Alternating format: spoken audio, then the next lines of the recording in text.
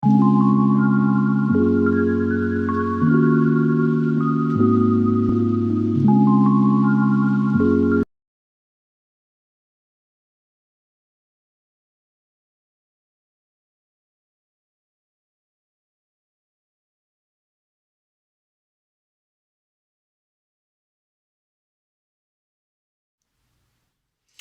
everyone, welcome to my channel Zen Within Me. Okay, today's reading is going to be a reading for Aquarius Sun, Moon, Rising. Okay, and this is going to be, let me just raise this up a little bit. Okay, so this reading is going to help you determine what is your blind spot. Okay, so whatever it is that you are thinking about, dealing with, it could be work, it could be a relationship, something internally with yourself you're struggling with. It could be like law of attraction, manifestation, like what is blocking me from doing something? Okay, so this is helping you again. What is blocking me? What is my blind spot? What am I not seeing here that is preventing me from moving forward in whatever it is that you're looking to move forward in? Okay, all right, so let's get into it, darlings. Okay, so Aquarius. Guides, guardians, ancestors, angels, and ancient gods, please give me clear and concise messages for Aquarius, Sun, and Rising. What is their blind spot? What is Aquarius not seeing here? What is Aquarius's blind spot and whatever it is that they are dealing with? Okay, now I have to do this in two because, well, maybe I could do it this way. I have little hands. I do offer private readings with this deck through my Etsy shop, Zen Within Me. So you can go, the link is down below in the description box if you're interested in getting a private reading and finding out what is your blind spot with whatever it is that you're dealing with. Okay, I'm just basically waiting for one card to come out, but I will do one full shuffle just in case, because this is a general reading, so if two cards come out, there's multiple people watching. Okay, but you got here number 25. Okay, so also the number 25 might be relevant to you. But let's see, what is number 25 here? Okay, so number 25 is resistance. Okay, this is your blind spot. This is what's blocking you. Resistance. Okay, so if you have drawn this sigil, you are in resistance. You are not admitting that a tug of war is occurring within you, or a tug of war is occurring between yourself and someone else. To understand resistance perfectly, I want you to, let me turn the page. I want you to imagine a stream with a fast-moving current. In this current, there is a boat. This boat has 6 oarsmen in it, each of whom have a paddle. Some of the oarsmen are paddling downstream with the current. Some of them are paddling upstream against the current. The oarsmen who are trying to paddle the boat upstream are in resistance.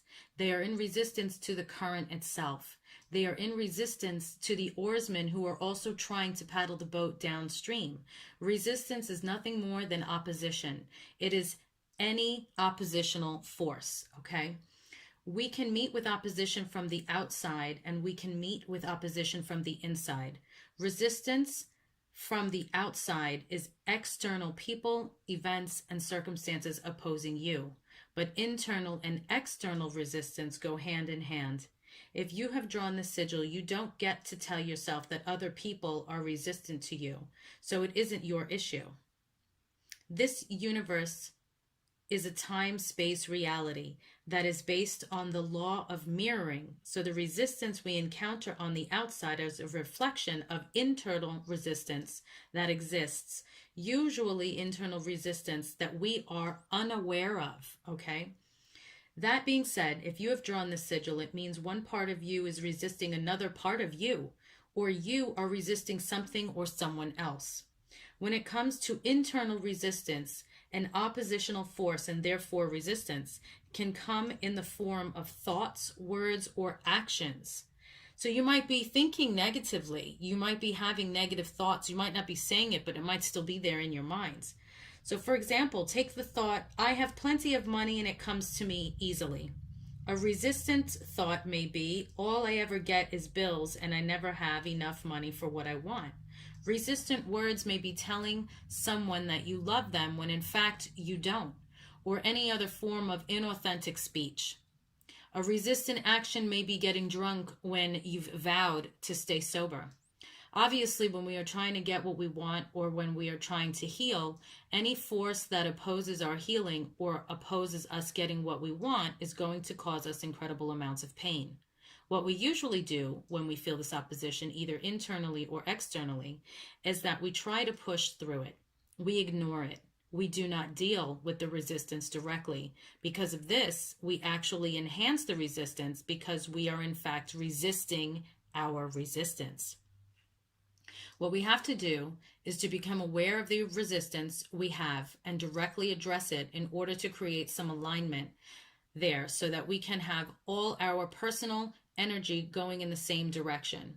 This will reflect externally in the world as external circumstances working with us instead of against us. What we need to do is to dive down, to pull up the anchor so we can set sail, not try to improve our sails so the boat can move despite the drag of the anchor. Another metaphor is that we need to get the oarsmen who are paddling against the current to paddle with the current instead. The process you must go through to resolve the resistance is going to be determined by the specific circumstances. But one thing to remember is that your resistance deserves to be treated as a valid and important regardless of whether or not it is about something true or real. If you do not treat it this way, if you approach resistance with resistance by already deciding that it is stupid or shouldn't be there or needs to change its stance, you will not be able to listen to that resistance and understand it with enough compassion to resolve it. You will also not be able to arrive at your personal higher truth in any given situation. Sometimes when we become aware of the aspects of us that are in resistance, we find that instead of opposing our true desires, they point to even deeper desires, and that going in the direction we were intent on going was, in fact, the opposite of what was best for us. Everyone experiences resistance in their lives and in themselves. The people who are massively successful at creating the life they want to live are the people who can resolve the resistance so that their energy is not split and is instead all facing in the same direction and moving towards the same thing. If you have drawn this sigil, the rule of thumb is this: you must directly deal with the resistance first before doing anything else. No action should be taken from a place of resistance. Okay, so that is your reading. Thank you so much for liking, sharing, watching, and subscribing. If you would like a private reading for yourself to see what you personally have that is blocking you or is your blind spot of something you're not seeing, like I said, you can go to my Etsy shop, Zen Within Me, and I have the reading there. I believe I have it at zenwithinme.com, which is my website as well.